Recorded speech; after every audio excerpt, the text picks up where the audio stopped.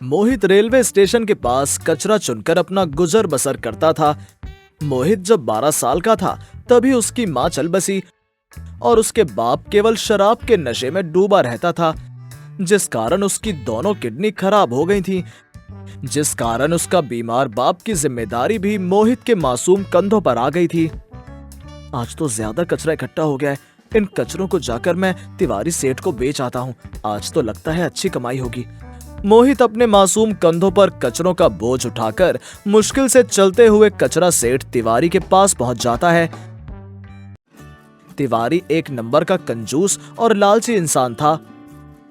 अरे ये क्या तू बेकार की चीजें चुनकर ले आया है, इनका तो मैं बस तुझे 100 रुपए दे पाऊंगा। क्या बात कर रहे हो सेठ, मैंने दिन भर घूम घूम कर इन कचरों को इकट्ठा किया है, इतने पैसों में तो आज का खर्च भी नहीं निकल पाएगा। अब मैं यहाँ दान धर्म करने थोड़ी बैठा हूँ, लेना है तो लो, नहीं तो जाने दो।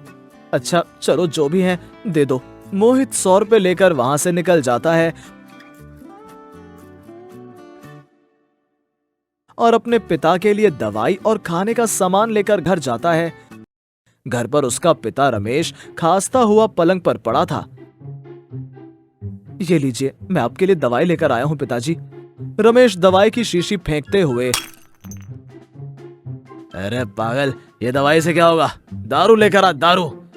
मैंने दिन भर मेहनत कर आपके लिए दारू के लिए नहीं, दवाई के लिए पैसे इकट्ठे किए हैं और आपने उस दवाई को भी बर्बाद कर दिया। दारू ने तो आपका ये हाल कर दिया है। अरे तो एहसान क्या कर रहा है, मैंने तुझे पाल पोस कर इतना बड़ा किया है और तू मुझसे जुबान लड़ा रहा है। हाँ चल भाग यहाँ से। रमेश मोहित को धक्का दे देता है। मोहित घर के बाहर बैठकर रोने लगता है। तभी अंदर से कुछ गिरने की आवाज आती है। मोहित जब अंदर जाकर देखता है तो रमेश को खून की उल्टियां हो रही होती हैं। वो उसे तुरंत लेकर अस्पताल जाता है। डॉक्टर साहब, मेरे बाबूजी को देखिए, खून की उल्टियां हो रही हैं, कुछ भी करके उन्हें बचा लीजिए। मैंने तुम्हारे पिताजी को शराब पीने से सख्त मना किया था। एक बूंद शराब इनके लिए जहर के समान है। इसका बस एक ही इलाज है, किडनी ट्रांसप्लांट। कुछ भी करके मेरे बाबूजी को बचा लीजिए। मैंने माँ को तो खो दिया, अब बाबूजी को नहीं खोना चाहता। लेकिन इसमें करीब 5 लाख रुपए का खर्च आएगा। 5 लाख? ठीक है, मैं कहीं से भी 5 लाख का इंतजाम करके ले आऊंगा, लेकिन आप मेरे बाबूजी को बचा लीजिए। मोहित मुश्किल से दिन के 500 रुपए कमा पाता था। 5 लाख जितनी बड़ी रकम तो उसके लिए किसी पहाड़ की तरह थी। मोहित को समझ में नहीं आ रहा था कि वो क्या करे। मोहित भागता हुआ कचरा सेठ के पास जाता है। सेठ जी, मेरे पिताजी को बचा लीजिए, मुझे अभी 5 लाख रुपए की जरूरत है। मैं जिंदगी भर आपके लिए मजदूरी करूंगा। पागल है क्या? 5 लाख तो क्या, तेरा पूरा खानदान भी जिंदगी भर मजदूरी करेगा, तब भी 5 लाख साथ इकट्ठे नहीं कर पाओगे। चल भाग यहाँ से। मोहित उदास होकर वहां से काम ढूंढने निकल पड़ता है। बहुत ढूंढने के बाद भी उसे कोई काम नहीं मिलता है। बहुत थक हार कर उदास होकर वापस हॉस्पिटल की ओर जाने लगता है। तभी सामने से आ रही एक तेज रफ्तार गाड़ी से उसका एक्सीडेंट हो जाता है और वो दूर कचरे के ढेर में जा गिरता है। गाड़ी बिना रुके वहां से चली जाती है। ये अमीर लोग खुद को समझते क्या है, हम गरीबों की जान की कोई कीमत नहीं है। हाय रे, लगता है मेरी कमर की हड्डी टूट गई। मोहित वहां से उठने की कोशिश करने लगता है। तभी वो देखता है कि उसका पैर एक पुराने टूटे हीटर में फंस गया है। वो झटका देकर हीटर से अपना पैर निकालने की कोशिश करता है। बहुत मुश्किल से उसका पैर उस हीटर से निकलता है और गुस्से में उसकी डर के ऊपर एक पत्थर मार देता है। अरे ये चमकती हुई चीज क्या है? मोहित ने जिस पत्थर को हीटर पर मारा था वो हीरे का बन गया होता है। मोहित करीब जाकर देखता है। अरे ये तो जादुई हीटर लगता है, इसके अंदर तो मामूली से पत्थर भी हीरा बन गया। मोहित फौरन उस हीटर को लेकर अपने घर जाता है और उसमें ढेर सारे पत्थर डालकर हीरा बना लेता है। ये कैसे हो सकता है? मुझे अपनी आंखों पर विश्वास नहीं हो रहा है। ये तो किसी चमत्कार से कम नहीं है। मोहित उन्हीं हीरों को ले जाकर बाजार में बेच देता है, जिससे उसके पास बहुत सारे पैसे आ जाते हैं। अब इन पैसों से मेरे बाबूजी का इलाज हो पाएगा।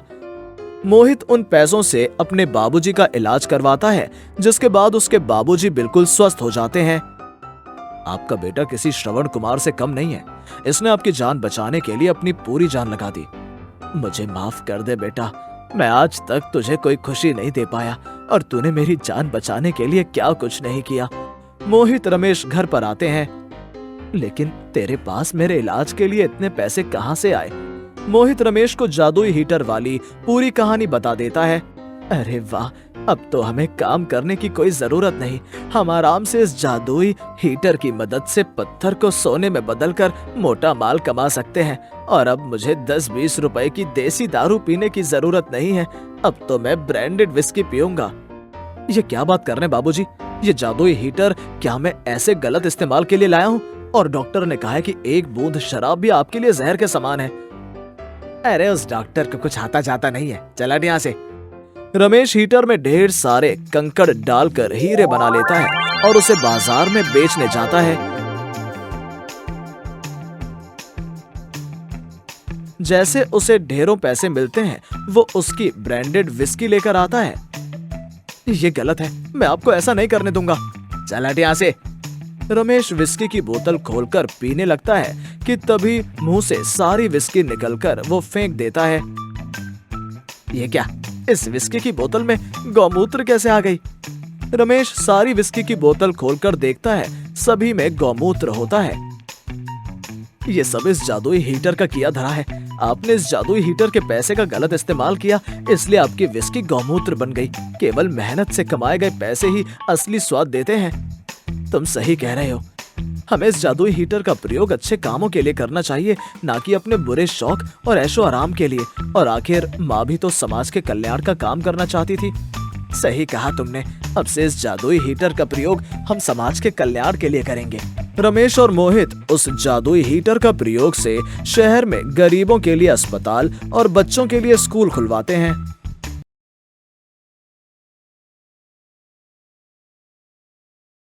जादुई पैसा ट्रक। सोनपुर नाम के गांव में केशव नाम का एक मैकेनिक रहता था। वो बहुत ही होशियार और अक्लमंद था। वो गांव के सारे लोगों की मुश्किलों का हल आसानी से निकाल लेता था। एक दिन दो भाई चंदू और राजू एक ट्रक के लिए लड़ते हुए उसके पास आए। अरे रे, क्या हुआ? तुम दोनों कुत्ते बिल्लियों की तरह क्यों लड़ रहे हो? देखो ना केशव भाई, जब हमारा बंटवारा हुआ था तब तुमने ही कहा था ना कि दोनों बारी बारी ट्रक का इस्तेमाल करना। पर देखो इस दुष्ट चंदू को, 1 साल से ट्रक इसके पास है और ये वापस करने का नाम ही नहीं ले रहा। जब भी मैं इससे ट्रक की बात करता हूँ तो बात पलट देता है। तुम ही कुछ बोलो अब इसको। क्यों भाई चंदू, ये मैं क्या सुन रहा हूँ? क्यों नहीं दे रहे हो तुम राजू को ट्रक? क्या बताऊं केशव भाई, जब से ट्रक मेरे पास आया है तब से मैं चैन की नींद नहीं सोया हूँ। ट्रक हमेशा खराब ही रहता है। मैंने बहुत सारे पैसे खर्च करे उसे ठीक करवाने के लिए, पर एक बार से ज्यादा चलता ही नहीं है। अच्छा, तो ये समस्या है। तो तुम उसे मेरे पास क्यों नहीं लाए? मैं उसे ठीक कर देता। चलो कोई नहीं, कल मेरे गैरेज में लेकर आना, मैं उसे ठीक कर दूंगा। पर केशव भाई, मेरे पास पैसे नहीं है कि मैं आपको दे सकूं। अरे कोई बात नहीं चंदू, तुम बाद में पैसे दे देना। राजू और चंदू दोनों ही केशव को धन्यवाद बोलते हुए वहां से चले जाते हैं। सुबह होते ही केशव के गैरेज पहुंचने से पहले ही राजू और चंदू अपने ट्रक को लेकर हाजिर रहते हैं। वाह भाई राजू और चंदू, आ गए लेकर अपने झगड़े के कारण को। हाँ केशव भाई, अब जल्दी से इसे ठीक कर दो ताकि हमारी रोजी रोटी का जुगाड़ हो पाए और हमारा झगड़ा भी खत्म हो जाए। हाँ भाई, सब ठीक हो जाएगा, चिंता ना करो। घर जाओ, मैं शाम तक इसे ठीक कर दूंगा। ठीक है, फिर शाम को मिलते हैं। राजू और चंदू अपने गांव की तरफ निकल पड़ते हैं। उनके जाते ही केशव ट्रक को ठीक करने में लग जाता है। कुछ ही देर में ट्रक ठीक हो जाता है। इतने में ही दोपहर का समय हो जाता है। केशव को काम करते करते भूख लग जाती है, तो वो खाने के लिए अपने घर चला जाता है। घर पहुंचते ही विमला, ओ विमला, अरे कहाँ हो? जल्दी आओ। क्या हुआ जी, क्यों चिल्ला रहे हो? तुम्हें पता है आज राजू और चंदू मेरे गैरेज में आए थे। तो इसमें पता होने वाली बात क्या है? आपने ही तो बोला था उन्हें आने को। हाँ बोला तो था, पर मैं ये बताना चाहता हूँ कि काम हो गया। मैंने उनका ट्रक ठीक कर दिया है। ये तो बहुत अच्छी बात है जी। मुझे आपकी बहुत चिंता होती है। आप इस तरह सबकी भलाई करते करते कहीं खुद मुसीबत में न फंस जाएं। बेकार में ही तुम चिंता करती हो। ऐसा कुछ नहीं होने वाला है। जो दूसरों की भलाई करता है, भगवान उसके साथ कभी भी बुरा नहीं होने देता। चलो अब बतियाती रहोगी या फिर कुछ खाने को भी दोगी? बहुत जोर से भूख लगी है। हाँ हाँ, लाती हूँ खाने के लिए। आज मैंने आपकी पसंद की चीजें बनाई हैं। अरे तो जल्दी लेकर आओ, अब तो भूख और भी बढ़ गई है। केशव अपना खाना खत्म करके वापस गैरेज जाता है। गैरेज के पास ट्रक को ना पाकर वो बहुत ही चिंता में पड़ जाता है। ये ट्रक कहाँ चला गया? दोपहर में तो मैंने यहीं देखा था उसे। शायद राजू और चंदू में से कोई उसे वापस ले गया होगा। ऐसा सोचकर केशव अपने काम पर वापस से लग जाता है। शाम होते ही चंदू और राजू दोनों ही केशव के पास अपनी ट्रक वापस लेने आते हैं। कैसे हो केशव भाई, ट्रक बन गया? राजू की बात सुनते ही केशव आश्चर्य हो जाता है। क्या कह रहे हो राजू? तुम तो ट्रक वापस ले गए हो ना? फिर मुझसे क्यों पूछ रहे हो? अच्छा मजाक कर लेते हो। राजू, ये मैं क्या सुन रहा हूँ? तुम ट्रक अपने पास ले गए? ये बहुत गलत बात है। तुम बिना पूछे ट्रक नहीं ले जा सकते। मुझे कुछ नहीं समझ में आ रहा, तुम लोग क्या बोल रहे हो? मैं ट्रक कहीं नहीं लेकर गया। तो फिर ट्रक गया कहाँ? कहीं ट्रक चोरी तो नहीं हो गया? क्या केशव भाई, हम आपकी इतनी इज्जत करते हैं, आपकी हर बात मानते हैं, और आप इतने लापरवाह निकले। मैंने कभी नहीं सोचा था कि आप इतने लापरवाह हो सकते हैं। हे भगवान, ये क्या हो गया? अब हमारा क्या होगा? वो ट्रक ही एक सहारा था हमारा, हमारे कमाई का। अब तो हम सड़क पर आ जाएंगे। ये बोलते ही चंदू रोने लगता है। केशव भाई, ये जो भी हुआ है ना, ये बिल्कुल ठीक नहीं हुआ है। आपको 2 दिन के अंदर कैसे भी करके हमारा ट्रक वापस करना होगा, नहीं तो ट्रक के बदले हमें पैसे देने होंगे। मैं कहां से इतने सारे पैसे लाऊंगा? मुझ पर दया करो। नहीं केशव भाई, कैसे भी करके 2 दिन के अंदर ट्रक वापस दो, नहीं तो हमें पंचायत बुलानी होगी। ये बोलकर चंदू और राजू दोनों अपने घर चले जाते हैं। केशव भी अपने घर की तरफ निकल जाता है। घर जाते ही वो अपनी पत्नी विमला के पास जाता है और कहता है, विमला, तुम सही कहती थी। भलाई का जमाना ही नहीं है। मैं इस गांव के लोगों की कितनी मदद करता हूँ, लेकिन फिर भी मेरी एक गलती पर ये लोग पंचायत बुलवाने की बात कर रहे हैं। क्या हुआ जी? आप ऐसी बातें क्यों कर रहे हो? घबराते हुए वो केशव से पूछती है। केशव विमला को सारी बातें बताता है। हे भगवान, ये क्या हो गया? अब क्या होगा हमारा? हम कहां से इतने सारे पैसे लेकर आएंगे? अब मेरी माँ ही कुछ कर सकती है।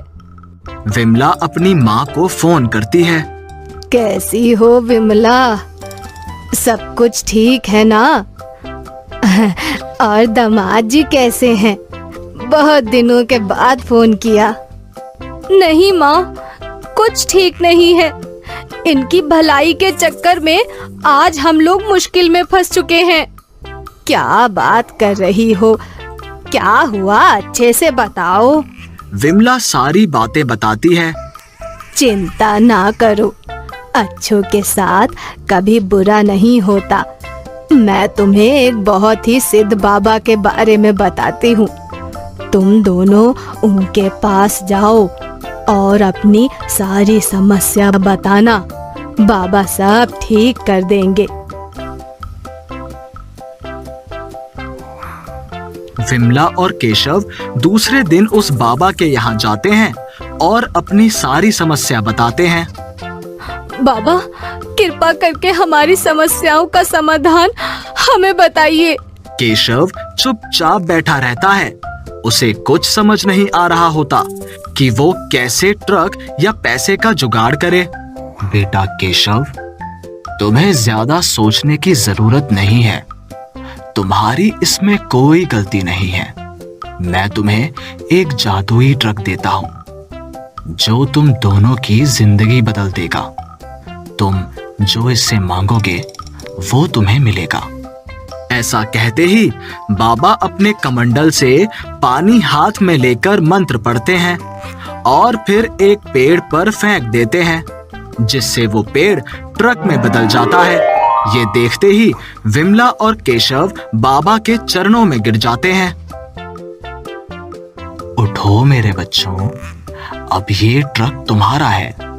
तुम इससे जो भी मांगोगे वो तुम्हें मिलेगा। बस एक बात का याद रखना, अधिक लालच मत करना, नहीं तो जो पाया है वो भी खो दोगे। बाबा, आप धन्य हैं। आपकी जितनी प्रशंसा करो कम है। मुझे समझ नहीं आ रहा मैं आपका शुक्रिया अदा कैसे करूं। केशव और विमला दोनों ट्रक पर सवार होकर गांव की तरफ निकल पड़ते हैं। रास्ते में ही विमला बोलती है, चलो जी, कुछ पैसे मांग लेते हैं। चंदू और राजू को पैसे देकर उनकी धमकियों से छुटकारा पाते हैं। केशव अपनी पत्नी की बात को मान लेता है और कुछ पैसे मांगता है। पैसे मांगते ही बहुत सारे पैसे उसके सामने आ जाते हैं और वो उन पैसों को राजू और चंदू को दे देता है। उन पैसों से राजू और चंदू एक नया ट्रक खरीद लेते हैं और बाद में केशव से माफी मांगते हैं। हमें ये जादुई ट्रक वाली बात किसी को नहीं बतानी होगी, नहीं तो हम मुश्किल में पड़ सकते हैं। जैसा आप कहें जी, मैं किसी को कुछ नहीं बताऊंगी। कुछ समय बाद गांव में सूखा पड़ जाता है। किसी के पास खाने के लिए खाना और पीने के लिए पानी नहीं होता। गांव के लोग भूख और प्यास से मर रहे थे। केशव को ये सब देखा नहीं जा रहा था। मुझसे ये सब नहीं देखा जा रहा। मुझे लगता है हमें फिर से उस जादुई ट्रक से कुछ मांगना चाहिए। आप फिर शुरू हो गए। वो जादुई ट्रक हमारी परेशानियों का हल निकालने के लिए है, ना कि पूरे गांव वालों के लिए। तुम भी ना कभी कभी हद ही करती हो। अगर भूख प्यास से पूरे गांव वालों को कुछ हो गया तो क्या तुम और मैं अकेले इस गांव में रहेंगे? कभी तो समझदारों वाली बातें किया करो। जो मन में आता है वो करो, मुझसे ना पूछा करो। केशव उस जादुई ट्रक के पास जाता है और बहुत सारा खाना और पीने के लिए पानी मांगता है। मांगते ही उसके सामने बहुत सारा खाना और पीने के लिए पानी आ जाता है। ये देखकर वो बहुत खुश होता है और गांव वालों को जाकर खाना और पानी बांट देता है। फिर कुछ समय बाद बारिश का मौसम आ जाता है। फिर गांव के लोग खेती करके बहुत ही अच्छी फसल उगाते हैं। एक दिन गांव के सारे लोग केशव के घर आते हैं उसे शुक्रिया कहने के लिए। उनमें से एक गांव वाला पूछता है, केशव भाई, जिस समय हमारे पास खाने के लिए ना तो खाना था और ना पीने के लिए पानी था, तब आपने कहां से हम सारे गांव वालों के लिए खाना और पानी का इंतजाम किया? केशव ने गांव वालों को जादुई ट्रक के बारे में बताया और गांव वाले उस जादुई ट्रक को देखना चाहते थे। केशव ने गांव वालों को उस जादुई ट्रक को दिखाया। गांव वाले उस जादुई ट्रक को देखकर बहुत खुश हुए और उस ट्रक की पूजा करने लगे। केशव को उस गांव वालों ने गांव का सरपंच बना दिया। हेलो दोस्तों, कैसे हैं आप सब? हमारी कहानियां देखने के लिए हमारे चैनल को सब्सक्राइब कीजिए और हाँ, बेल आइकॉन पर क्लिक करना मत भूलिएगा।